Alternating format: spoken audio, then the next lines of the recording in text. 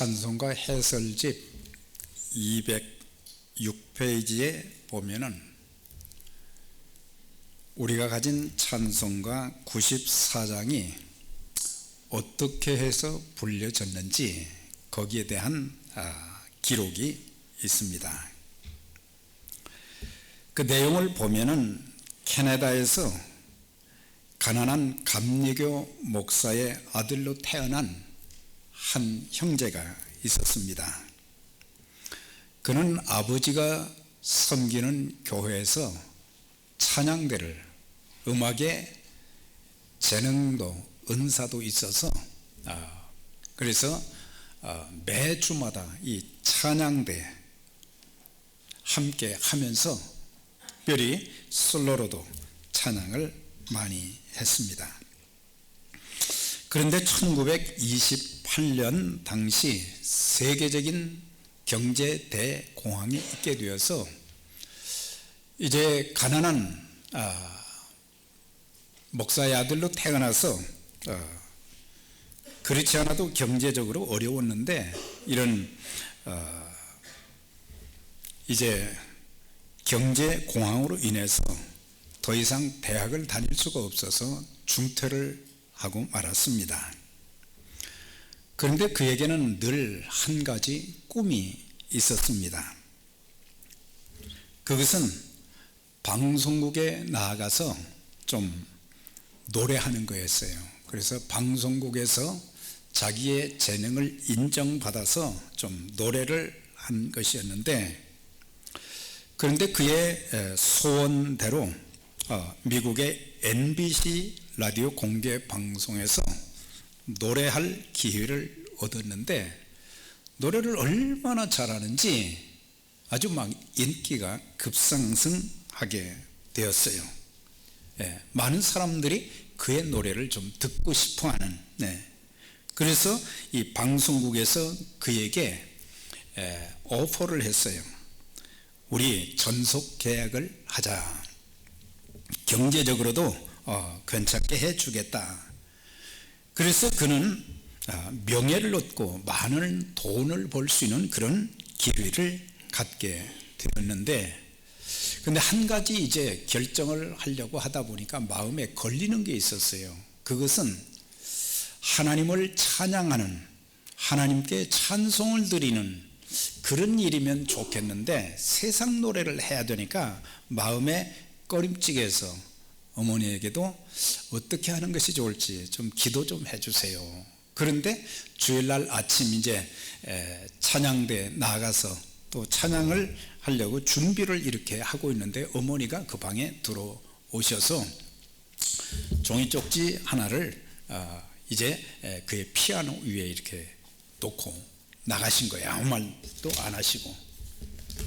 그래서 이제 이 형제님이 그 종이 쪽지를 보니까 새까맣게 이렇게 글이 쓰여져 있는 거예요. 근데 그 글을 보면서 그의 눈에 눈물이 주르르 흐르기 시작했어요. 그리고는 재능이 있다 보니까 그 자리에서 작곡을 한 거예요. 그 시는 또 다른 감리교회 목사님 사모님이 작사를 이렇게 한 건데 제목이 이제 주 예수보다 귀한 것은 없네. 이 세상 부귀와 이 세상 명예와 이 세상 행복과 바꿀 수 없네. 세상 즐거움 다 버리고 세상 자랑 다 버렸네.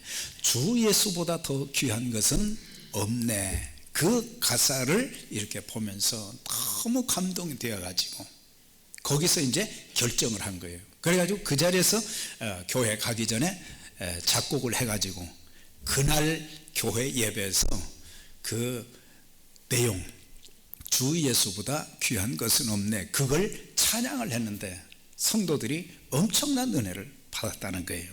그래서 그때부터 방송국의 제의를 거절하고 내 평생 사는 날 동안 나는 하나님만 찬양하며 살겠다. 그래가지고 그분이 평생을 복음성가 찬송을 부르면서 특별히 빌리그램 전도 집회에 이제 빌리그램 목사님이 설교하기 직전마다 찬양을 드려서 많은 사람들의 마음속에 그리스도 예수를 구세주와 주님으로 모실 수 있는 마음을 열게 하는, 성령에 감동된 그 찬양을 통해서 큰 은혜를 받는 그런 역사.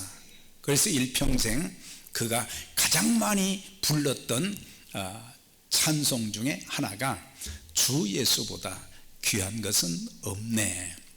그래서 이렇게 성령 충만해서 찬송을 부르다 보니까 104세까지 그분이 살다가 하나님의 부르심을 받았는데, 그분의 이름이 바로 조지 베버리 셔라고 하는 사람이에요. 참, 주 예수보다 귀한 것은 없네. 이것이 그분들의 고백만이 아니라 저와 여러분들의 고백이 되시기를 주의 이름으로 축원합니다. 이 빌립보서 4장은, 빌립보서는 4장으로 되어 있는데, 우리가 특별한 것을 이 빌립보서를 통해서 발견할 수 있는 것이 1장, 2장, 3장, 4장 각 장마다 꽉 차는 동일한 내용으로 꽉 차 있는 그 단어가 있는데, 그것은 그리스도였어요. 그래서 빌립보서에는 그리스도로 꽉 차 있었어요. 사실 빌립보서에 꽉 차 있다는 의미보다는 사도 바울의 가슴 속에는, 그의 마음 속에는 예수 그리스도로 꽉 차 있었다고 하는 거예요. 그러니까 그가 입을 열기만 하면은 예수님이 증거되는 거예요. 그리스도가 증거되어지는 거예요. 다른 말 할 것도 없이 예수 그리스도가 얼마나 귀한지. 그래서 1장을 제가 찾아보니까 예수 그리스도의 심장으로 여러분들을 사모합니다. 예수 그리스도의 심장이라는 것은 바로 그 하나님의 뜨거운 사랑으로 여러분들을 사모합니다. 그래서 그냥 인간적인 마음이 아니라 그리스도의 심장으로 여러분들을 사모합니다. 그리스도가 저는 존귀하게 되려 합니다. 나의 간절한 기대와 소망은 아무 일에든지 부끄럽지 않고 오직 전과지 이제도 온전히 담대하여 내 몸에서 그리스도가 존귀하게 되기를 원한다. 그것이 바울의 간절한 기대와 소망이었다고 하는 거예요. 그리고 세상을 떠나서 그리스도와 함께 있고 싶다. 얼마나 주님이 귀하면 내가 세상을 떠나서 주님과 더불어 영원히 하나님 나라에서 살고 싶다. 그렇게 표현을 했어요. 2장에 가서는 그리스도 예수의 마음을 가지라.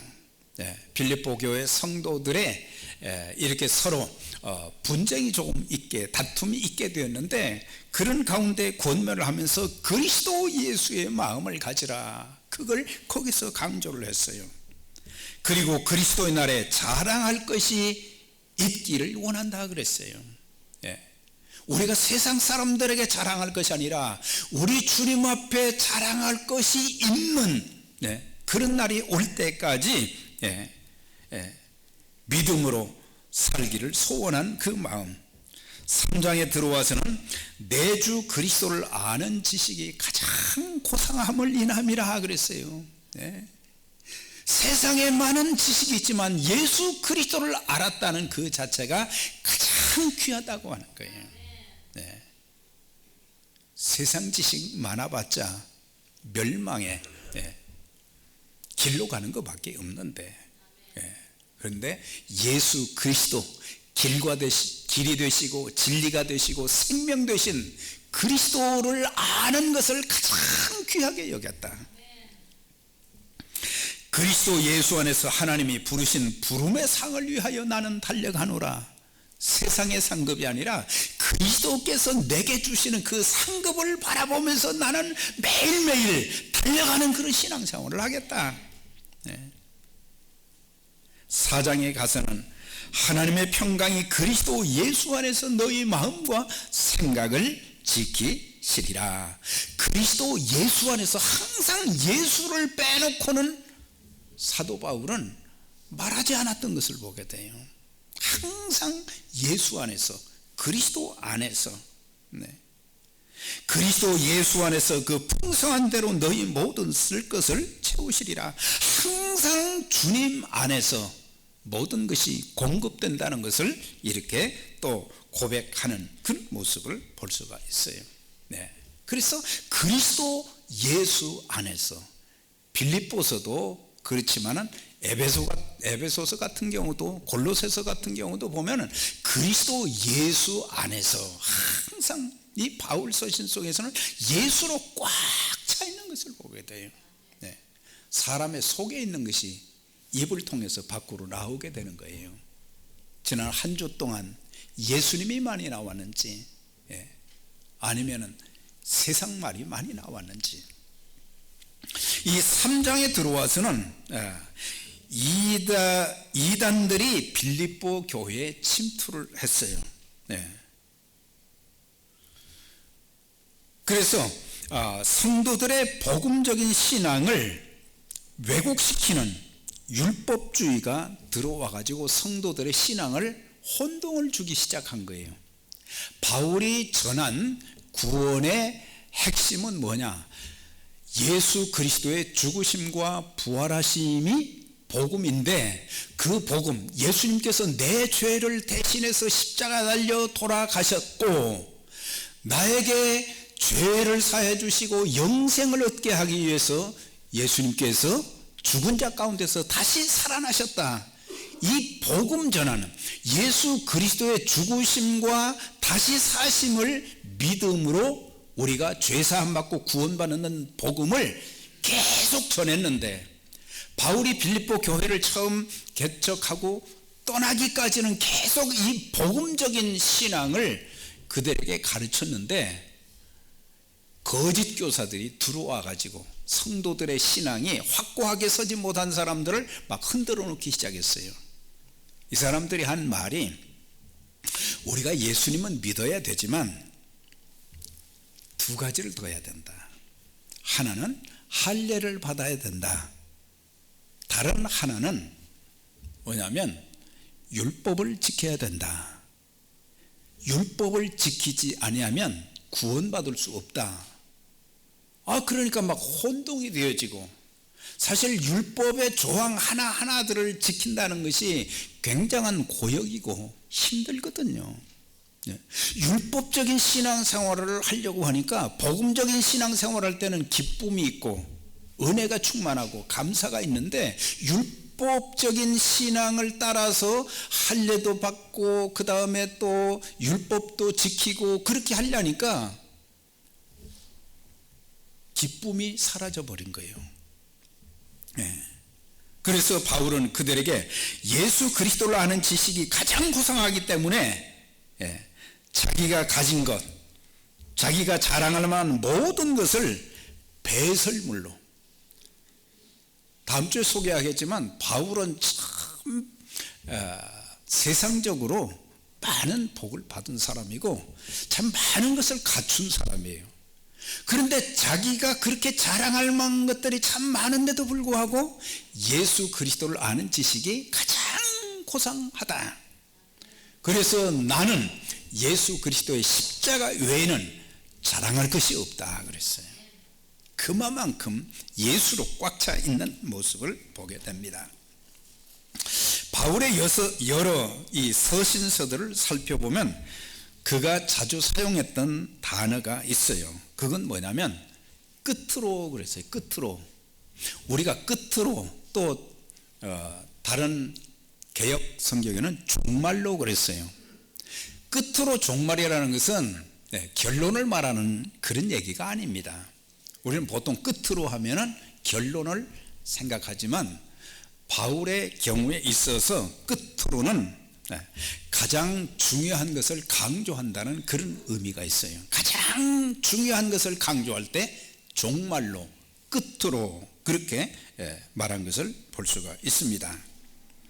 그래서 당시 율법주의자들이 교회에 들어와서 성도들의 신앙을 믿음, 복음적인 신앙이 아니라 율법 신앙으로 물들게 함으로 말미암아 교인들의 그 예배드리는 모습 속에서도 그들이 또 가정에 가서 생활하는 그런 모습을 들으니까 감옥에서 기쁨이 없다는 거예요. 그래서 바울 서신 중에 빌립보서를 기쁨의 서신이라고 말하는 것은 정말 복음적인 신앙을 가진 사람들은 예수님이 내 안에 계시기 때문에 기쁨이 있어야 된다고 하는 거예요. 근데 기쁨이 없어요. 세상적인 것을 가지고 기쁨을 누리려고 하니까 세상적인 것은 우리에게 만족함을 절대 못 주거든요. 찰나의 기쁨은 주지만 참된 영원한 기쁨은 줄 수가 없어요. 그래서 오늘 1절에도 끝으로 나의 형제들아 주 안에서 기뻐하라 그랬어요. 빌립보서 4장 4절에서도 주 안에서 항상 기뻐하라. 내가 다시 말하노니 기뻐하라. 제가 예수님 처음 믿고 나니까 집안 형편이 또 이 가족들이 웃을 만한 그런 분위기가 전혀 되지 못했어요. 웃을 일이 없어요, 집안에. 근데 예수님 영접하고 나니까 내 마음에, 내 속에서 누가 웃기는 것도 아닌데 막 기쁨이 용솟음 치기 시작했어요. 그러니까 제 얼굴이 밝아진 거예요. 집안의 형편은 짜증나고 그 집에서 도피하고 싶고 집에 들어가고 싶지 않고 그랬는데 예수 믿고 나니까 막 마음속의 기쁨이 얼굴에 웃음으로 바뀌더라고요. 예수 잘 믿는 사람들은, 예수 믿는 사람들은 얼굴에 책임을 져야 되는 거예요. 교회 와서도 항상 웃는 모습.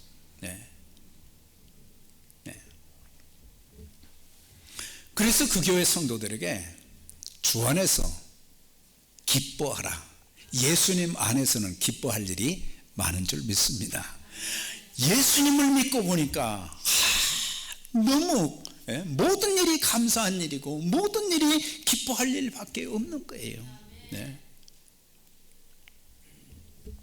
그런데 율법 신앙이 이제 거짓 교사들로 인해서 들어오게 되니까 그 교회에 기쁨이 사라졌어요. 교회에서 웃는 모습을 볼 수가 없는 거예요. 여러분들은 어떻습니까? 일주일 사시면서 얼마나 참 하나님이 주시는 은혜에 감사하고 기뻐서 웃어본 일이 얼마나 있습니까? 그래서 모두 보면은 얼굴이 다 경직되어 있어요. 다 경직되어 있어. 좀 푸세요. 근육을 좀 풀으시라고요. 성령께서 그렇게 만들어 주실 것을 믿습니다. 자, 그래서 율법주의자들은 뭐냐면 율법을 지키는 인간적인 노력을 통해서 하나님을 기쁘시게 하고 자신도 기쁘게 할 수 있다, 자신도 기쁨을 누릴 수 있다고 착각을 하는 거예요. 그러나 율법주의는 사람에게 무거운 짐만 안겨주는 거예요. 절망의 짐만 안겨줄 뿐이지 절대 기쁨과 행복을 줄 수가 없어요. 참나 행복하다, 세상의 모든 조건들이 갖춰졌기 때문에 행복하다, 그게 아니에요. 세상에 많은 물질을 가지고 재산을 많이 가졌다고 해도 이 사람들 행복감을 못 느끼는 거예요. 예수님만이 우리에게 참 기쁨과 행복을 안겨주십니다. 우리의 가정을 행복하게 만들어 주시는 거예요. 그래서 예수님이 주인이 되셔야 돼요. 내 마음의 주인도 되시고 우리 가정에도 예수님이 주인 되셔야지. 교회도 예수님이 주인 되시면은 웃을 일, 기뻐할 일, 감사할 일, 하나님께 영광 돌릴 일이 많게 될 것입니다. 바울도 본래 율법주의자였잖아요. 율법에 얼마나 충실하는지 몰라요. 그래서 복음주의자들, 예수 믿는 사람들을 잡아다가 감옥에 가두고 말이죠, 심지어는 죽이는 일에도 가담하고, 그러면서도 당당하게 말이죠, 네, 자기의 잘못을 깨닫지를 못했고 자기도 사실은 기쁨이 없는 그런 삶을 살았단 말이에요. 네. 최선을 다해서 율법을 지키려고 했지만 그의 영혼이 구원받지를 못했어요. 네. 그 구원 못 받았었어요. 율법을 얼마나 잘 알았어요. 그의 삶의 변화와 행복을 얻지 못했는데 나중에 예수님을, 다맥색 도상에서 예수님을 만나고 나서 그때부터 이 사람이 완전히 180도 바뀌어지기 시작한 거예요. 그때부터 그의 인생의 목표가 바뀌기 시작했어요. 삶의 모습이 바꿔지기 시작한 거예요. 예수님께서 항상 그에게 이제 함께 하시면서 그의 모든 언행심서를 주장하고 그러는 가운데 행복을 느끼게 되는데, 사실 그 전까지는 율법주의 사상에 찌들어서 반기독교적이고 인간의 행복을 파괴하는 암적인 존재가 율법주의라는 것을 알게 된 거예요. 그래서 그는 그 2절의 말씀을 보니까 율법주의자들에 대해서 아주 참 표현하기 어려운 단어를 썼어요. 2절에 그 말씀이 있죠. 개들과 행악자를 삼가고 손할례당을 삼가라 그랬어요. 그러니까 율법주의자들, 복음의 신앙을 형편없이 만들어버리는 그런 율법주의자들을 향해서 바울은 강한 어조로 개들을 삼가라 그랬어요. 빌립보 교회 성도들에게 개라고 그랬어요. 개라고. 야, 목사가 그런 표현을 써서 되나? 근데 이 복음적인 신앙을 가졌던 교회가 율법주의적인 신앙으로 이상하게 변질되어 가면서 성도들에게 기쁨이 없고 잘못된 구원 신앙을 가르치니까 개들을 삼가라 그랬어요. 여기서 개는 애완동물을 말하는 게 아니에요. 애완동물은 참 그 예쁘고 말이죠, 사랑스럽고 그렇잖아요. 여기서 개는 길거리를 배회하면서 지나가는 사람들에게 까닭없이 덤벼드는 사나운 개를 말하는 거예요.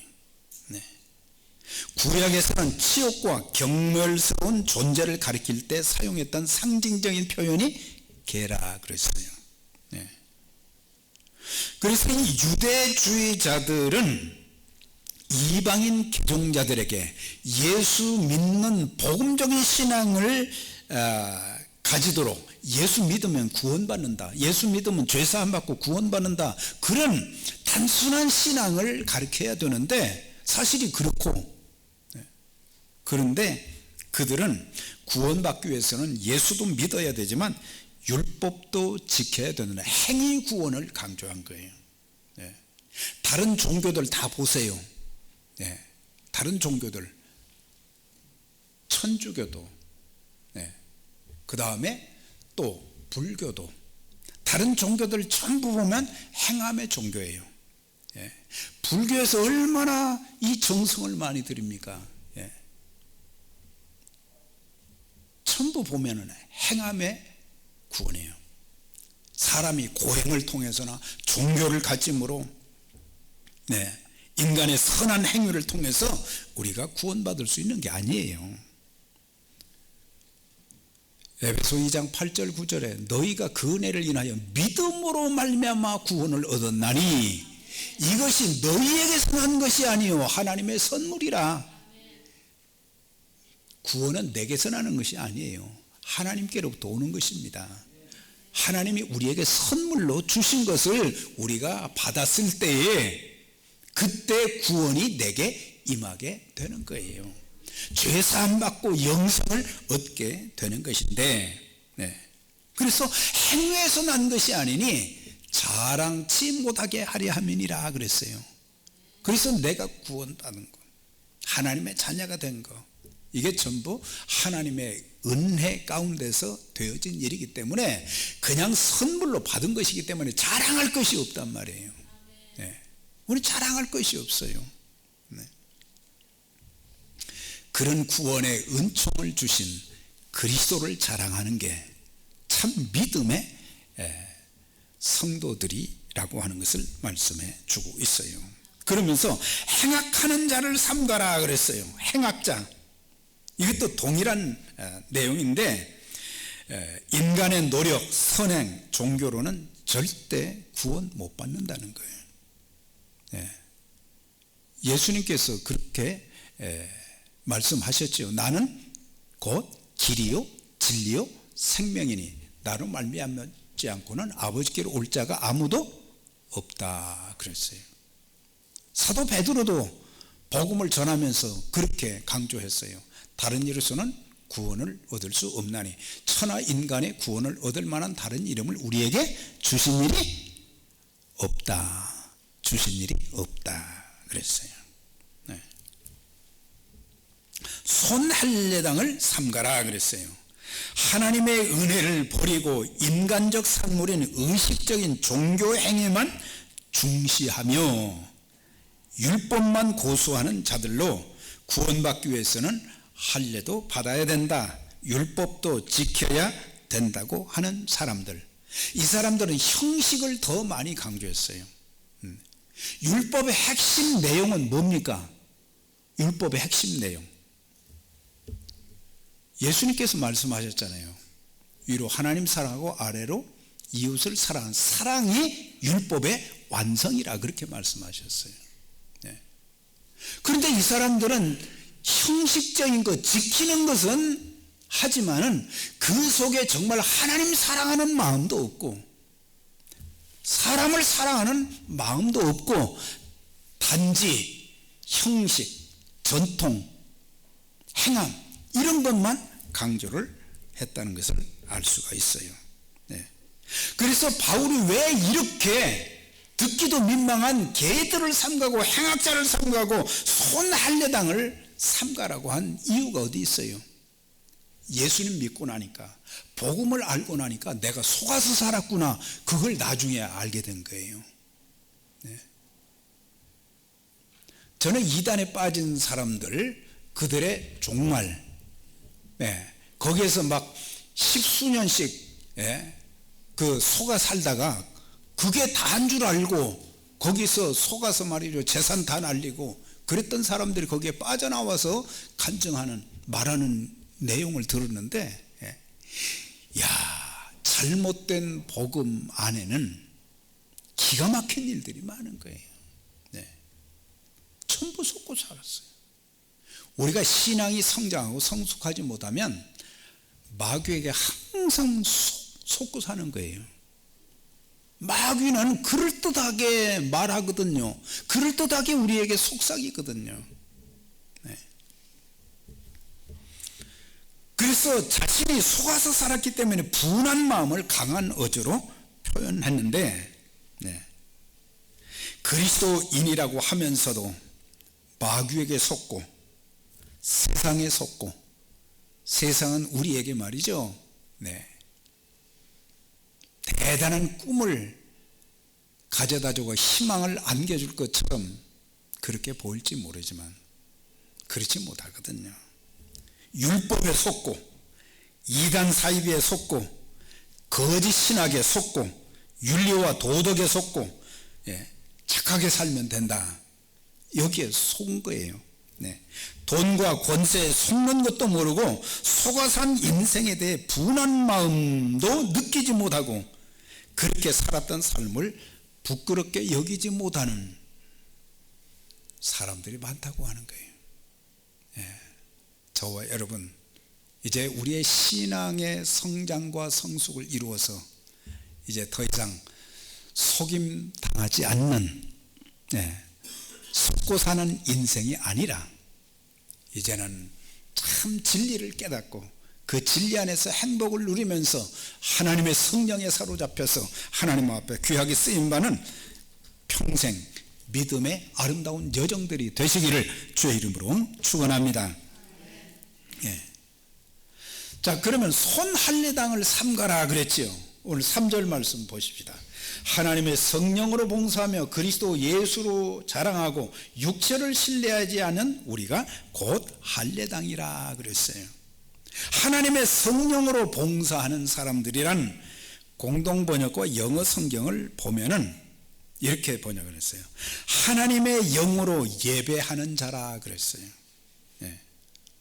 그러니까 진정한 할례당이라는 것은 예수를 구세주와 주님으로 믿은 그런 사람들은 율법주의자들처럼 전통이나 형식의 지배를 받지 않는다. 성령의 인도하심을 따라서 기쁨으로 예배를 드린다고 하는 거예요. 예. 우리는 예배 형식에 너무 얽매일 때가 많은데 예수님께서 성령과 진리로 예배를 드려라.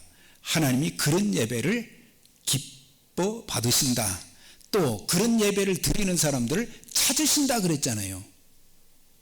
얼마나 그리스도인들이 성령의 감동함과 진리의 말씀으로 참된 예배를 드리는 사람들이 없이 형식적이고 전통적인 형식에 얽매인 그런 예배를 드리는 사람들, 예수님을 제대로 만나지 못한 사람들, 하나님의 음성을 제대로 듣지 못하는 사람들, 진리를 깨닫지 못하는 그런 예배를 드리는 사람들이 너무 많다고 하는 거예요.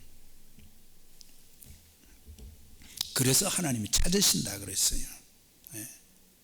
진정한 성도는 예배를 드릴 때에도, 기도를 드릴 때에도, 교회를 섬기는 일꾼들도 성령의 감동과 인도, 능력을 받아서 섬겨야 되는 거예요. 예배도 성령과 진리로. 우리가 하나님의 일을 할 때도 직분 가지고 일하면은 힘들어요. 직분 가지고 일하면 힘들어요. 성령 충만하면, 성령의 도우심을 받아서 하게 되면은 하나님의 일이 힘들지 않은 줄 믿습니다. 힘들지 않아요. 근데 우리는 너무 힘든 거예요. 조금만 하면 번아웃이 돼버리는 거예요. 그만큼 내 속에 예수로, 하나님의 영으로, 하나님의 능력으로 꽉 채워야 되는데 그게 없다 보니까 직분 가지고 체면 유지하려고 하다 보니까 너무 힘든 거예요. 그것도 하루 이틀은 할 수 있는데, 한 달, 두 달은 할 수 있는데 이거 1년, 2년, 수년을 어떻게 그렇게 하냐. 힘들어서 나 교회 못 나가겠다. 나 그 일 못 하겠다. 직분만 가지고 우린 일할 수 없어요. 하나님의 성령으로 예배하고 섬기는 자들이 되시기 바랍니다. 그러면 성령께서 내 마음을 감동시켜 주셔서 기쁨과 은혜가 충만하고 감사가 넘치고 은혜가 충만하고 아무리 주를 섬기고 주의 일을 해도 힘들지가 않은 거예요. 근데 인간적으로 자기 감정대로 하면은 안 되는 거예요. 재능만 가지고도 안 되는 거예요. 우린 성령을 따라서 하게 되면 나 같은 자를 하나님께서 사용해 주심에 감격하여 최선을 다해서 충성하게 되는 거예요. 내가 무엇인데 나는 하나님 앞에 한 것이 아무것도 없는데 나에게 이런 은혜를 주시고 나에게 귀한 직분도 주시고 나에게 많은 복을 주셨는데, 그래서 감사해서 감격스러움으로 주의 일을 하는 거예요. 그래야 하나님이 받으시는 예배와 봉사가 되는 거예요. 그 다음에 하나님의 성령으로 봉사하고 그리스도 예수로 자랑하라 그랬어요. 유대주의자들은 율법 지키는 것을 자랑으로 여겼지만 마음의 할례, 육신의 할례는 그냥 사람의 몸의 한 부분을 자르는 것이지만은 마음의 할례는 뭡니까?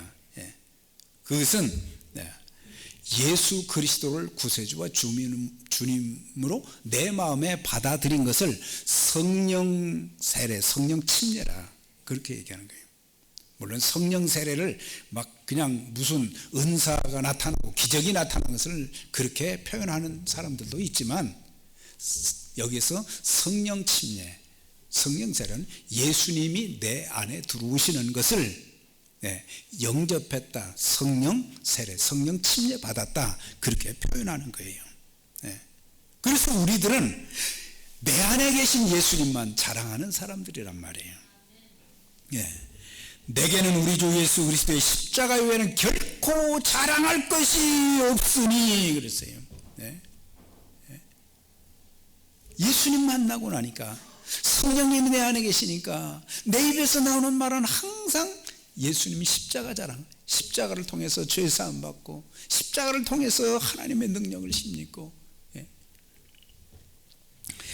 만일 아브라함이 행위로서 의롭다 하심을 받았으면 자랑할 것이 있으려니와, 행위로서 의롭다 함이 아니라 믿음으로 의롭게 되었다 그랬어요.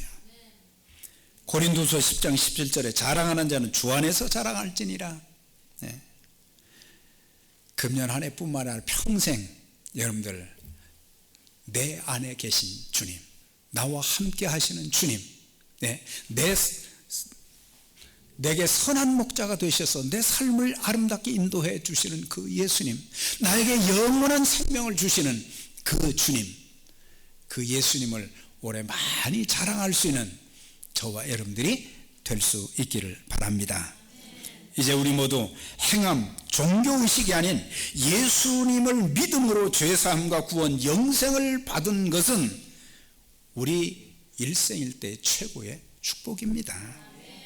이제 세상의 그 무엇과도 바꿀 수 없는 예수의 이름을 높이고 증거함으로 평생을 복음의 통로로, 축복의 통로로 아름답게 쓰임받는 우리 에베레스트 교회 모든 가족들이 되시기를 주의 이름으로 축원합니다.